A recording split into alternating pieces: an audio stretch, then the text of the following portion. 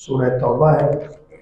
ये कुरान मजीद की 9वें नंबर पर सूरत आती है और ये सूरह मदनी सूरत है। इसकी आखिरी दो आयतें लक़द जाअकुम से लेकर इख्तिताम तक ये दो मक्की सूरत आयतें हैं और इसके अलावा जितनी आयतें हैं वो सब की सब मदनी। और ये सूरत तब उतरी थी जब रसूल करीम सल्लल्लाहु अलैहि वसल्लम की ज़िंदगी के आखिरी अय्याम थे, यानी इख्तितामी ज़िंदगी के ज़ाहिरी ज़िंदगी के अय्याम में उतरने वाली ये सूरत है। इस सूरत के कई नाम हैं, बाज़ ने इसके 10 नाम लिखे और जो मशहूर है दो नाम है।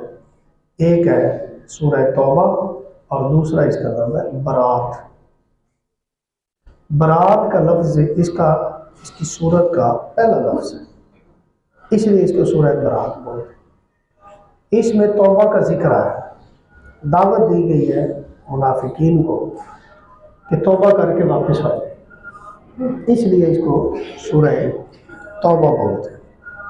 और हज़रत मौला अली शेर खुदा फरमाते हैं सूरह हूद, सूरह बरात यानी ये सूरह यासीन, सूरह दुखान और सूरह नबा, इसको मुनाफिक नहीं याद कर सकता, ये मोमिनों को याद रहती। और हज़रत उमर रज़ियल्लाहु ताला अन्हु फरमाते थे कि सूरह तौबा को मर्द पढ़े सीखें और सूरह नूर को औरतें सीखें। इसमें मर्दों के लिए अहकाम ज़्यादा है और सूरह नूर में औरतों के लिए अहकाम ज़्यादा है। इस सूरत का ताल्लुक इससे पिछली सूरत के साथ भी है। इससे पिछली सूरत है सूरह अनफाल, 8वें नंबर पे जो सूरत आती है। सूरह अनफाल में इस्लाम का पहला गज़वा बदर का जिक्र है और इसके अंदर नबी पाक सल्लल्लाहु अलैहि वसल्लम की ज़िंदगी का आखिरी गज़वा तबूक का जिक्र है। ये हुजूर की ज़िंदगी का आखिरी गज़वा था। पहला बाकायदा गज़वा वो बदर था और आखिरी जो गज़वा हुआ उसको गज़वा तबूक बोलते हैं। और इस सूरत के अंदर नबी करीम सल्लल्लाहु अलैहि वसल्लम की दावत का फाइनल पैगाम वो जिक्र किया गया है। फाइनल जो डिसीजन होते हैं कि ये काम अब ऐसे हो, फलां के साथ ऐसे करना है, फलां के साथ ऐसे, वो सारे अहकाम सूरह तौबा में। मुशरिकीन के साथ सख्ती, उनके ऊपर लानत, उनके साथ लड़ाई, उनके साथ जिहाद, उनके साथ क़िताल, उसका हुक्म इस सूरह में। मुनाफिकीन पर सख्ती का हुक्म इस सूरह में। क्या मुनाफिकों को नहीं छोड़े? या अय्युहन नबिय्यु जाहिदिल कुफ्फार वल मुनाफिकीन वग़्लुज़ अलैहिम। ऐ नबी सल्लल्लाहु अलैहि वसल्लम, आप काफिरों और मुनाफिकों के खिलाफ जिहाद करें, वग़्लुज़ अलैहिम, और उन पर सख्ती फरमाएं। इस सूरत के अंदर फाइनल पैगाम है, फाइनल डिसीजन है। इसलिए ये सूरत चूंकि आखिरी जिंदगी के अय्याम की सूरत थी। दूसरा, इस सूरत के शुरू में कुरान की ये वाहिद सूरत है जिसके आगाज में बिस्मिल्लाह नहीं है। कुरान मजीद की हर सूरत के आगाज में बिस्मिल्लाह शरीफ है, लेकिन सूरह तौबा के आगाज में बिस्मिल्लाह शरीफ जिक्र नहीं की गई। उसकी कई वजूहात हैं, उनमें से एक वजह यह है कि बिस्मिल्लाह एक ऐसे गेट की तरह है कि जब कोई बंदा उस गेट में दाखिल हो जाता है तो वो रब की रहमत में दाखिल हो जाता है। और इस सूरत में चूंकि अल्लाह ने मुशरिकीन, मुनाफिकीन और जालिमों और जो दीन के खिलाफ झगड़ने लड़ने वाले लोग थे उनके ऊपर सख्ती करने का हुक्म है, तो अल्लाह चाहता ही नहीं है कि ये मेरी रहमत में दाखिल हो। अगर बिस्मिल्लाह से पढ़ ली जाती तो फिर वो अल्लाह की रहमत के गेट में दाखिल हो जाना था। तो अल्लाह ने इस सूरत में चूंकि उन पर सख्ती का हुक्म दिया, इसलिए इसके आगाज में बिस्मिल्लाह करवाई नहीं। बिस्मिल्लाह पढ़ लेते तो रहमत में आ जाना, और अल्लाह उनको अपनी रहमत से अब दूर करना चाहता। उन पे नबी पाक सल्लल्लाहु अलैहि वसल्लम ने मेहनतें की, कोशिशें की कि ये लोग मुसलमान हो जाए, नेक हो जाए, अच्छे हो जाए, लेकिन उन लोगों ने उनकी बात को नहीं माना इसलिए अल्लाह तबारक व तआला ने इसमें उनके लिए फाइनल पैगाम और फाइनल डिसीजन और फाइनल हुक्म अल्लाह ताला ने इस सूरा में उतारा था। और वो फाइनल हुक्म क्या था कि अब इनको कुचल देना है, अब इनको छोड़ना नहीं है। एक तो ये एक वजह है। और दूसरा, अल्लाह ताला मुनाफिकों और काफिरों को अपनी रहमत से दूर करने लगा था, इसलिए इसमें बिस्मिल्लाह का जिक्र नहीं किया। इस सूरत को फातिहा भी बोलते हैं। फातिहा का मतलब होता है पोल खोलने वाली। यह सूरत मुशरिकीन और मुनाफिकीन के सारे पोल खोल देती है, इसलिए इसको फातिहा भी बोलते हैं। इसी तरह इस सूरत को काशिफा भी बोलते हैं कि यह मुशरिकीन की हर चाल, मुनाफिक की हर चाल को वाज़े करती है सूरत, इसलिए इसको काशिफा भी बोलते हैं। यानी खोलने वाले, वाज़े करने वाले और हर चीज खोल के सामने रखने वाली है। इसी तरह इस सूरत के अंदर अल्लाह तबारक व तआला ने आयत तौबा जिक्र की है। वो क्या है? बरात अत्ताइबून अल-आबिदून अल-हामिदून अस्साइहून अर्राकिऊन अस्साजिदून अल-आमिरून बिल मारूफ वन्नाहून अनिल मुनकर वल हाफिजून लिहुदूदिल्लाह।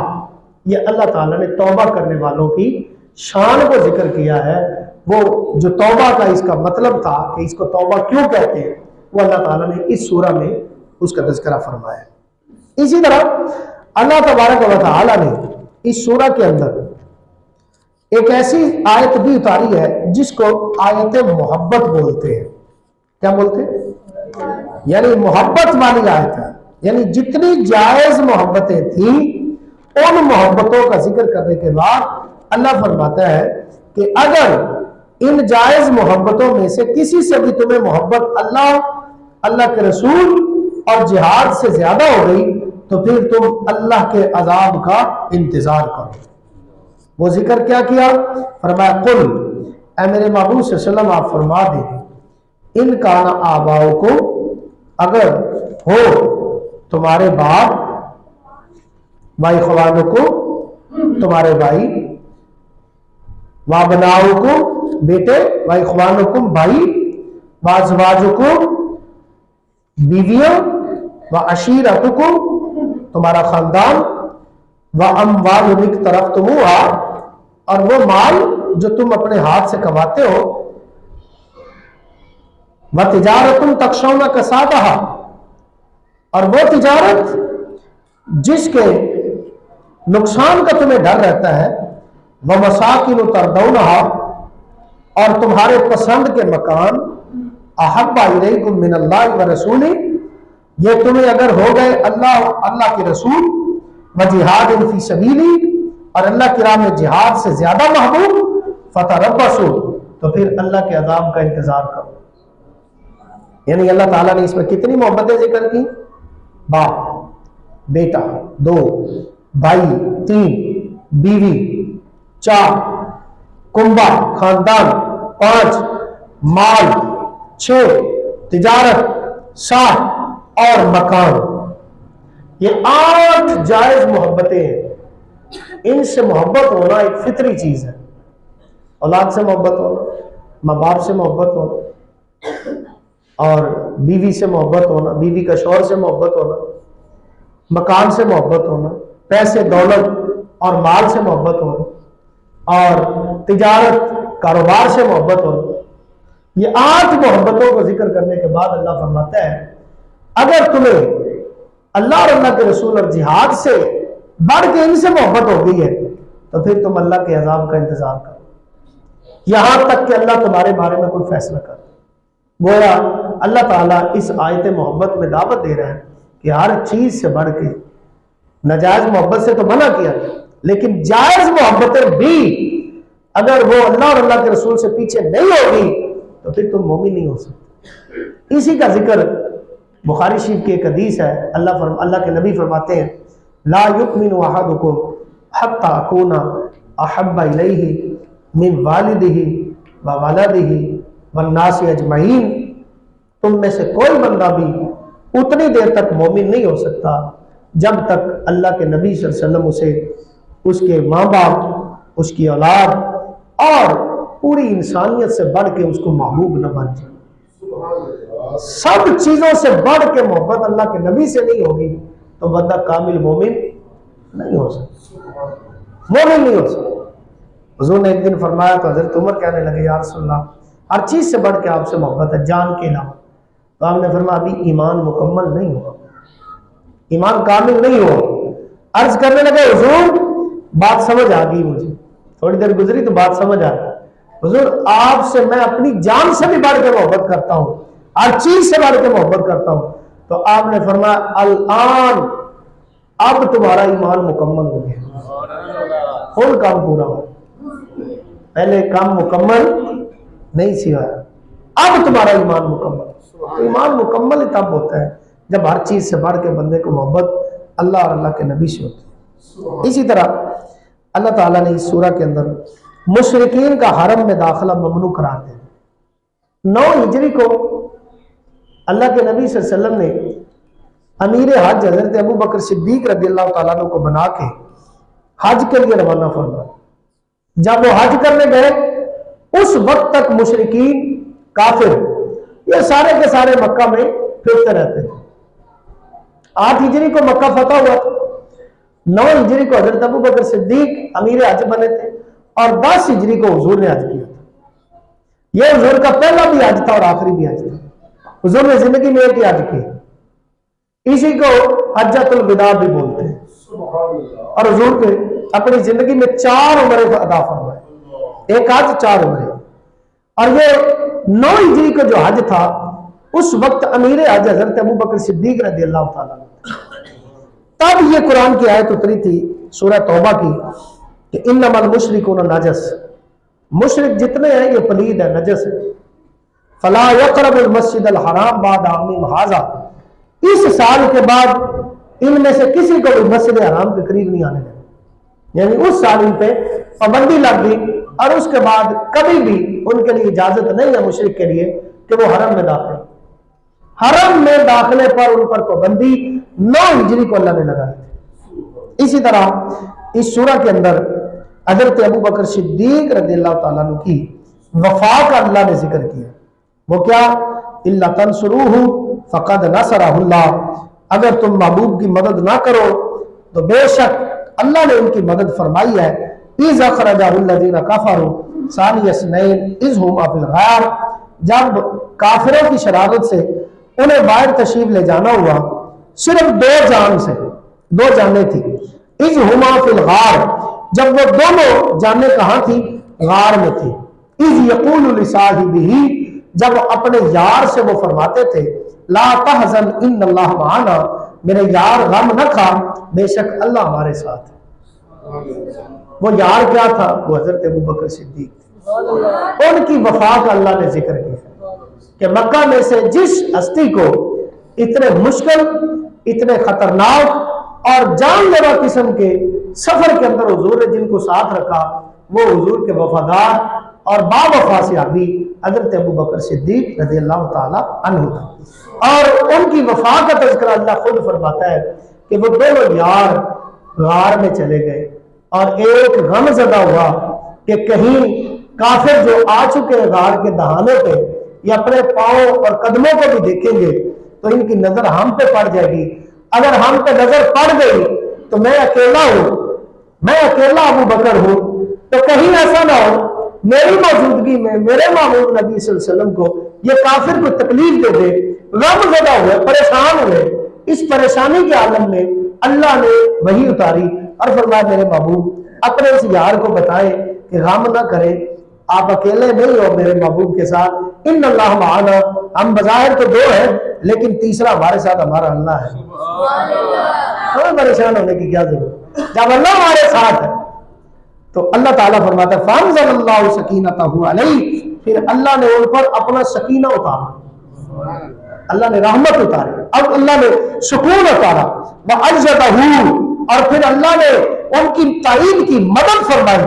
बिजुनून लम तरौहा, उन लश्करों के जरिए जो उन्हें दिखाई भी नहीं देते थे, जो दिखाई भी नहीं देते थे।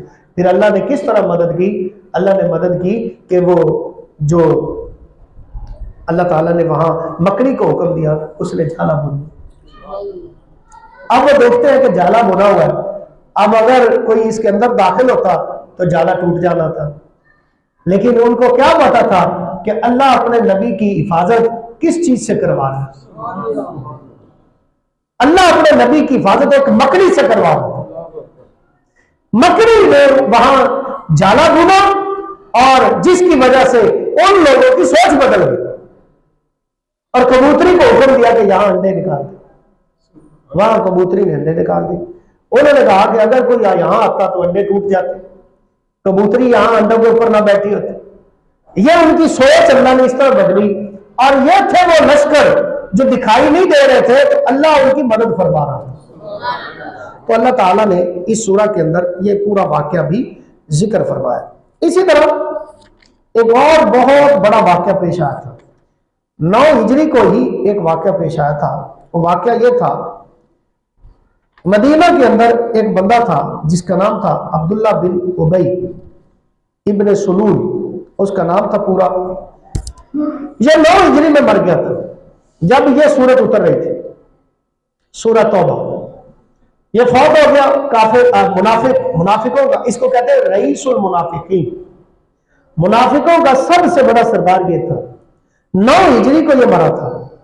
ये मरा तो इसका जो बेटा था उसका नाम भी अब्दुल्ला था, वो पक्का मोमिन था। वो नबी पाक सल्लल्लाहु अलैहि वसल्लम की बारगाह में आया, कहने लगा हुजूर सिला रहमी का भी हुक्म है। बाप मेरा था तो मुनाफिक, अब बगैर चूंकि कलमा पढ़ता था, मैं आपसे गुजारिश करता हूं कि उसकी आखिरी रसूमात जो है वो ठीक अंदाज में हो जाए। तो जरा आप एक करम नवाजी फरमाएं, एक तो अपना कुर्ता, अपना जुब्बा मुबारक ये मुझे इनायत फरमाए, इसमें मैं उसे कफन देना चाहता हूं। और दूसरा, आप उसके जनाजे में खुद तशरीफ लाए। नबी करीम सल्लल्लाहु अलैहि वसल्लम ने अपना जुब्बा मुबारक भी दिया, उसका जनाजा भी पढ़ाया, उसकी कब्र पर भी गए, उसकी कब्र में भी उतरे। रसूल करीम सल्लल्लाहु अलैहि वसल्लम के इस मुबारक अमल को देखकर 500 पक्के मुनाफिक पक्के मोमिन बन गए। तो जिसने सारी जिंदगी इनको तकलीफ दी है, ये तो उससे भी मोहब्बत से पेश आते हैं। ये उस बंदे से देखो आखिरी लम्हात तक उसकी कब्र तक उतर रहे। और फिर अल्लाह ताला ने ये आयत उतारी, इस्तगफिर लहुम औ ला तस्तगफिर लहुम, ऐ मेरे महबूब आप इस बंदे की बख्शिश तलब करें, औ ला तस्तगफिर लहुम, या आप बख्शिश तलब ना करें। इन तस्तगफिर लहुम, अगर आप उनके लिए बख्शिश तलब करें 70 मर्रा, 70 बार भी, फलन यगफिर अल्लाहु लहुम, अल्लाह इसे हरगिज नहीं बख्शेगा। यानी आप अपना काम आपने कर लिया, आपने जो लोगों को कायल करना था, मोहब्बत करके दीन की तरफ लाना था, वो हो गया। लेकिन मेरे महबूब आप 70 बार भी इसके लिए बख्शिश की दुआ करेंगे, चूंकि ये मेरा दुश्मन नहीं है, ये मेरे महबूब का दुश्मन है। मैं जिससे मोहब्बत करता हूं, मेरे महबूब मोहम्मद सल्लल्लाहु अलैहि वसल्लम, मेरे नबी से ये बुग़्ज़ रखता था, इसको मैं माफी नहीं दूंगा। और एक हदीस में आता है, अल्लाह के नबी सल्लल्लाहु अलैहि वसल्लम फरमाते हैं कि अल्लाह ने फरमाया कि 70 दफा भी आप बख्शिश तलब करें तो मैं नहीं माफ करूंगा।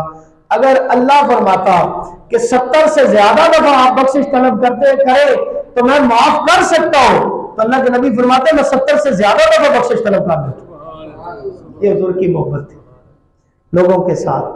हुजूर सल्लल्लाहु अलैहि वसल्लम किसी के बारे में दिल के अंदर कीना नहीं रखते थे, आप बहुत साफ थे।